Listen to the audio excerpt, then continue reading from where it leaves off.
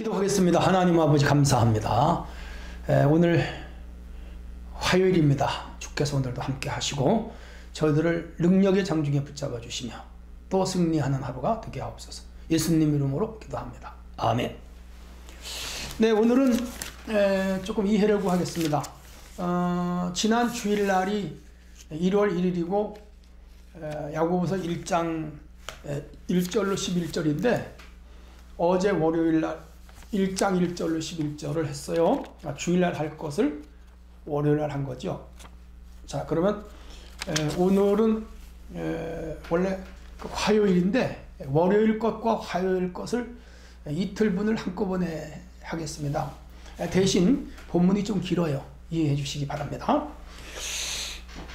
야고보서 1장 12절로 27절 먼저 읽습니다. 시험을 참는 자는 복이 있나니 이는 시련을 견디어낸 자가 주께서 자기를 사랑하는 자들에게 약속하신 생명의 면류관을 얻을 것이기 때문이라. 사람이 시험을 받을 때 내가 하나님께 시험을 받는다 하지 말지니 하나님은 악에게 시험을 받지도 아니하시고 친히 아무도 시험하지 아니하시느니라. 오직 각 사람이 시험을 받는 것은 자기의 욕심에 끌려 미혹됨이니 욕심이 잉태한 즉 죄를 낳고 죄가 장성한 즉 사망을 낳느니라. 내 사랑하는 형제들아 속지 말라. 온갖 좋은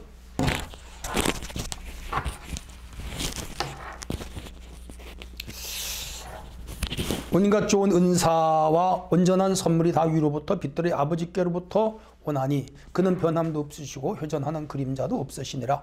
그가 피조물 중에 우리로 한 천 열매가 되게 하시려고 자기의 뜻을 따라 진리의 말씀으로 우리를 낳으셨느니라. 내 사랑하는 형제들아 너희가 알지니 사람마다 듣기는 속히 하고 말하기는 더디하며 성내기도 더디하라. 사람이 성내는 것이 하나님의 의를 이루지 못함이니라.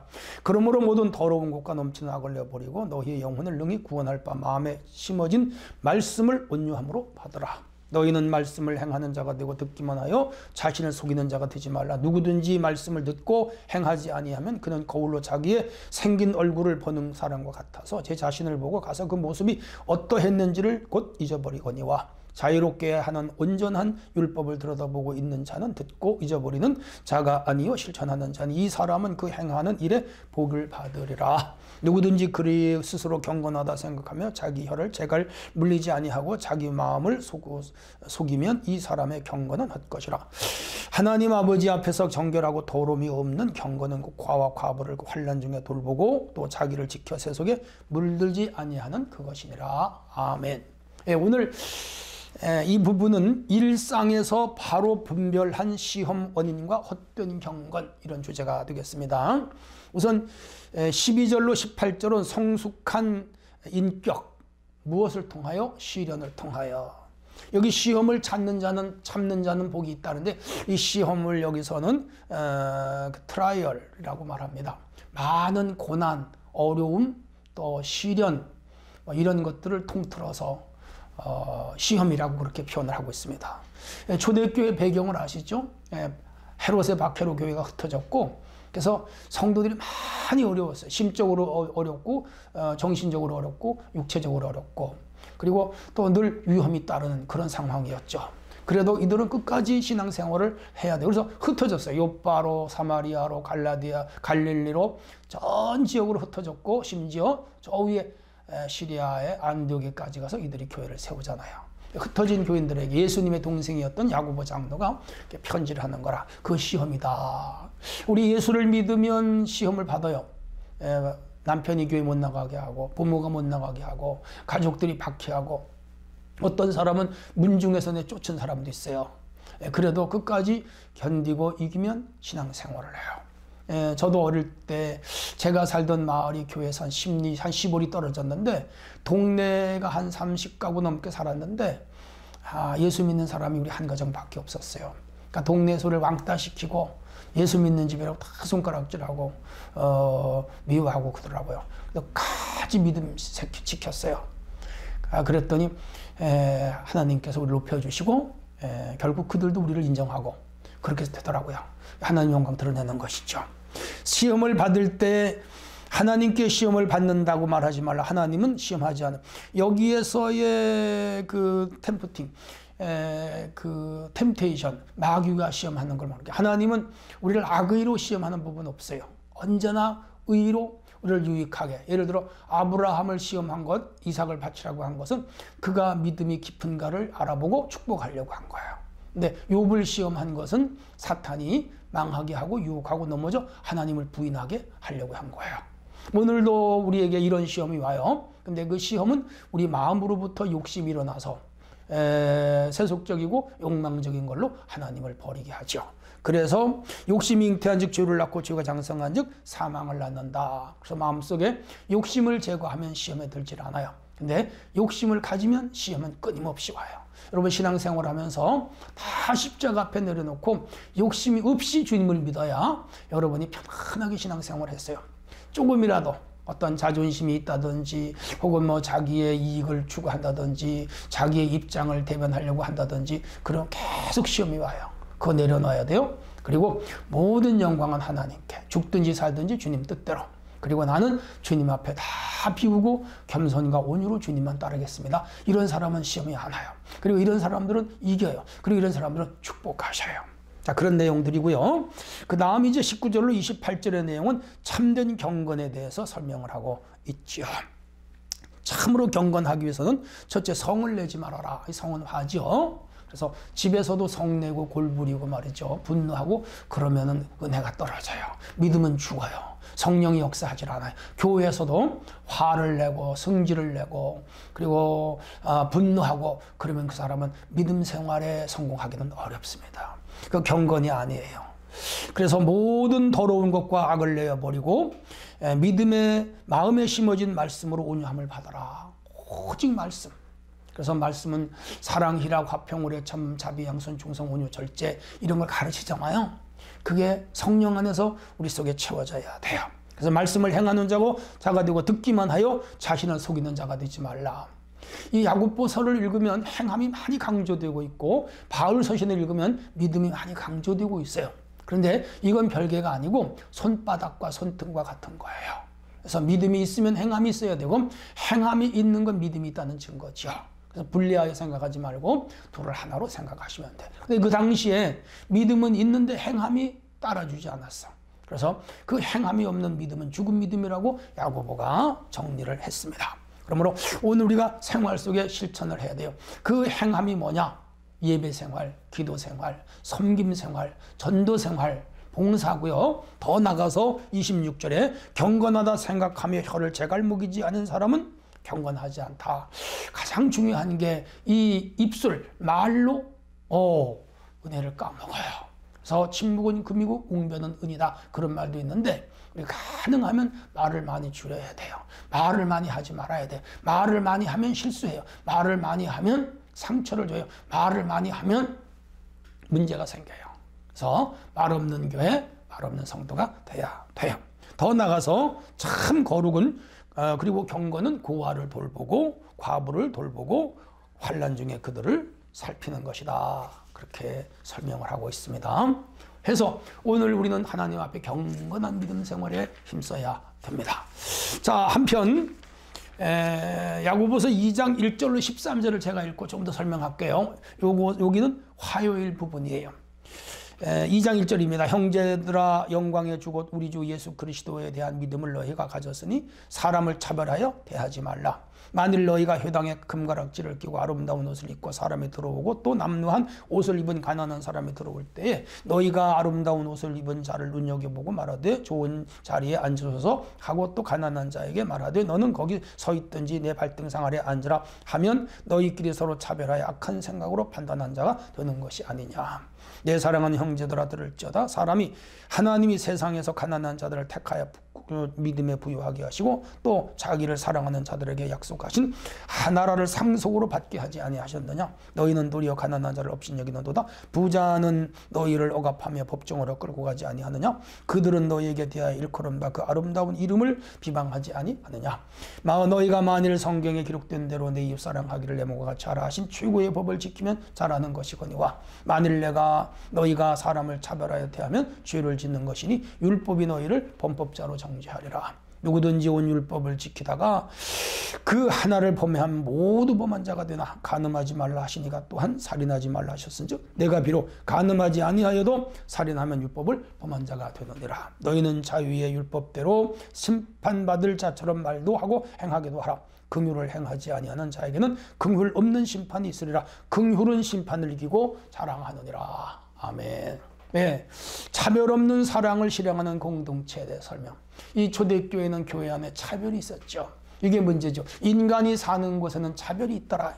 형제들아, 예수 그리스도에 대한 믿음을 가졌으니 사람을 차별하여 대하지 말라. 가난한 자와 부한 자, 배운 자와 못 배운 자, 잘 사는 자와 못 사는 자, 권력 있는 자와 권력이 없는 자, 피부색이 아름다운 사람과 어두운 사람, 이 세상에는 다 상대적이면서 또 서로 달라요.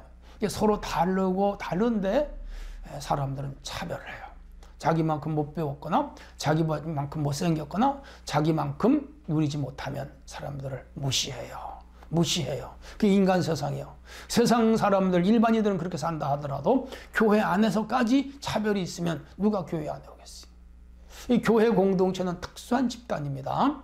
공무원은 그 시험에 패스하여 들어가고, 또 학교 선생님들도 그 자격을 따야 들어가고, 군대들도 군복을 입고 통일성 있게 명령 체계 안에 다 비슷한 또래의 사람들과 비슷한 수준의 사람들이 모이는데, 교회는 안 그래. 남녀노유 빈부 귀천 학식 유무가 천차만별이야. 박사를 가진 사람이 있는가 하면 한글을 모르는 사람도 있고, 수십억 대 부자가 있는가 하면 내 집도 없는 사람도 있고, 그렇죠? 그런가 하면 나이 먹은 사람이 있는가 하면 아주 노래 나이 듣고. 교회 공동체는 지상에 있는 나라와 같아요. 오합지졸, 세상 말로 말하면 별별 사람들이 다 모였어. 수준 차이가 있어요. 그런데 거기서 차별을 하면 교회나 세상이나 다를 바가 뭐냐. 초대교회는 차별이 있었다는 것이죠. 우리 교회는 이 차별이 없는 교회가 돼야 돼요. 여기 이렇게 말하잖아요. 회당에 금가락 찢기고 좋은 옷 입은 사람이 들어오고 남루한 옷을 입고 가난한 사람이 들어올 때, 그렇죠? 여기 교회 다니겠습니다 라고 들어왔어요. 부자, 다이아몬드 반지 끼고, 그리고 그 호피무늬 코트를 입고, 그리고 그야말로 제일 좋은 세단을 타고 온 사람도 있는가 하면 그냥 옷 한 벌이 없어서 벌벌 떠는 사람도 올 수 있잖아요. 그런데 사람들이 그 아름다운 옷을 입고 부자 교인이 오면 앞자리에 앉히고 사람들이 컵뻑하고 찾아가서 그 옆에 가려고 애쓰고, 가난한 사람은 오든지 말든지 신경도 안 쓰고 눈도 안 마주치면 차별하는 거다. 왜 이런 말씀이 나왔죠? 이런 일이 그때 그 회당에 많았다는 얘기죠. 이게 인간 세상에 사는 문화죠. 근데 교회마저 그러면 누가 교회를 오겠느냐 이 말이죠. 그렇게 하지 말라 이거예요. 그래서 너희끼리 서로 차별하며 악한 생각으로 판단하는 자가 되지. 그냥 그 앞에서 차별할 뿐 아니라 뒤에서도 그 사람들을 판단하는 거라. 약한 거죠. 이렇게 되면 교회가 교회의 기능을 제대로 하지 못하고 교회의 본질을 잃어버린 거죠. 사랑하는 형제들아 들을지어다. 하나님이 세상에서 가난한 자를 택하여 믿음을 부유하게 하시고 자기를 사랑하는 자들에게 약속하신 나라를 상속으로 받게 하지 않았느냐. 부자는 지옥 가고 나사로는 천국 갔잖아. 예수님 비유 중에 나와요. 그 사람이 부자에서 지옥 가고 그 가난해서 천국 간 건 아니에요. 그런데 이 세상에서는 그들이 차별했어요. 부자들이 뭐예요? 가난한 나사로 차별했잖아요. 근데 하나님은 그 가난한 나사로 믿음이 있었겠죠. 긍휼이 여기 있어서 천국 가고, 부자는 교만했겠죠. 그래서 그는 천국에 못 간 거라. 하나님은 공정하셔요. 하나님은 공정하실 뿐 아니라 아주 공의로우셔요. 근데 우리 인간은 그렇지 않아. 차별이 있어. 교회 안에서까지 차별이 있으면 안 돼요. 자, 그래서 하나님은 오히려 이 가난하고 세상에서 약한 사람을 믿음에 부유하게 하셨고, 돈 있는 사람, 부자, 힘 있는 사람, 지식 있는 사람, 오히려 그런 사람들은 믿음이 없는 사람이 많아. 그러므로 사람의 눈대, 인간의 일반적인 관습대로 사람을 판단하지 말고 성경에 준하여 서로 판단하거나 차별하지 않도록 살아야 됩니다. 도리어 가난한 자를 없인 여겼도다. 부자는 너를 억압하고 법정으로 끌고 가지만은 그들은 너에 대해 일컫는 바 아름다운 이름을 비방하지 아니하느냐. 세상 권력자들, 힘 있는 자들은 오히려 가난한 자들을 무시하고 그리고 예수 믿는 사람을 복종 끌고 가고 그래요. 근데 교회 안에서까지도 그렇다면 그건 교회가 아니죠. 콩가루 집안이죠. 자, 그렇게 해서 우리 서로 차별하지 않도록 교회 안에서 우리 은혜교회 성도들은 교회 안에서 절대로 차별하지 말자. 똑같이 하나님의 형상과 모양으로 창조된 하나님의 백성, 하나님의 자녀다. 그렇게 맞으셔야 돼요. 그리고 8절로 13절은 차별은 범법이라고까지 이 야고보가 말합니다. 성경에 이웃사랑하기를 몸과 같이 하라. 최고의 법을 지키면 잘하는 것이다. 내 이웃사랑하기를 몸과 같이 하라. 그 안에 다 들어가는 거야. 모든 사람을 포용하고 모든 사람을 인정하고 모든 사람을 받아주고 모든 사람을 관용해야 돼. 만일 너희가 사람을 차별하면 죄를 짓는 것이고 율법은 너희를 범법자로 여기리라. 맞아요. 레위기 19장에 나온 말씀이에요. 이웃을 사랑하라 하였는데 차별하면 이웃 사랑하라 하신 말씀을 범하는 죄가 되겠죠? 그러면 이제 심판대 앞에 서는 거라. 10절에 누구든지 율법을 지키다가 하나를 범하면 모두 범죄자다. 간음하지 말라 하니가 살인하지 말라 했다. 간음하지 않아야도 살인했으면 율법을 범하는 것 같아요. 10가지 계명 중에 하나라도 어기면 그 죄 짓는 거죠. 그 율법을 다 어긴 거예요. 그러므로 우리는 교회 안에 차별 없이 사랑해야 된다. 해서 12절에 자유의 율법대로 심판을 받는 자처럼 말도 하고 행하기도 하라. 긍휼을 행하지 아니하는 자에게는 긍휼 없는 심판이 있고 긍휼은 심판을 이기고 자랑한다. 여기 긍휼, 관용, 용서, 사랑 다 같은 개념이에요. 교회 안에는 오직 사랑이 있어야 됩니다. 여러분은 교회 안에서 사랑합니까? 혹은 차별합니까? 차별이 있으면 안 됩니다. 교훈이에요. 세상 사람들은 차별해요. 어딜 가든지 다르게 대해요. 근데 하나님은 그렇지 않아요. 교회 안에서 그러면 안 돼요. 예수님은 인간이 만든 차별과 싸웠어요. 바리새인들, 사기개인, 사두개인들, 그리고 그 율법사들, 서기관들, 그리고 백성의 장로들, 이런 사람들과 맞서 싸운 건 그들은 사람을 차별했거든요. 외식했거든요. 자기들이 최고라 그랬거든요. 그렇게 싸웠어요. 결국 그래서 그들에게 저항을 받고 예수님 죽었지만 부활하셨습니다. 우리 주는 끝까지 사랑으로 용납하실 분이에요. 그러므로 믿음 안에 있는 우리는 다 한 가족이에요. 여러분 가족에는 차별이 없잖아요. 부모님이 자녀 차별 대우하나요? 형제가 형제 차별 대우는 안 해요. 가족은 다 그냥 끌어안아요. 다 사랑해요. 다 용납해요. 교회는 가족 개념으로 가야 돼. 그러면 차별이 없음. 이런 좋은 교회가 돼야 될 줄로 믿습니다. 하나님 아버지 오늘도 주신 말씀 붙잡고 또 하루를 복되게 하옵소서. 예수님의 이름으로 기도합니다. 아멘.